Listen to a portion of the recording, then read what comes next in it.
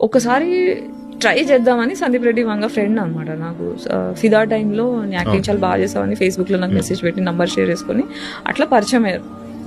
So సందీప్కి message చేసా, పెద్దది ఒకటే ఒక మెసేజ్ పెట్టా, సందీప్ ఇలా ఉంది నా పరిస్థితి, నాకు అర్థం కావట్లేదు ఏం చేయాలో, I really need some help, నాకు ఇన్ని డబ్బులు అవసరం ఉన్నాయి, కనీసం నాకు ఒక 50% ఆఫ్ మనీ వచ్చినా I can start my treatment. నేను బెడ్ రిడన్ అయిపోయి ఉన్నా, 1 year అవుతుంది, ఏం లేదు, మా ఓనర్కి డబ్బులు కట్టుకోలేదు, ఖాళీ చేయమంటున్నాడు, ఇలాంటి పరిస్థితుల్లో నీ రిపోర్ట్స్ పంపించు గాయత్రి అన్నాడు.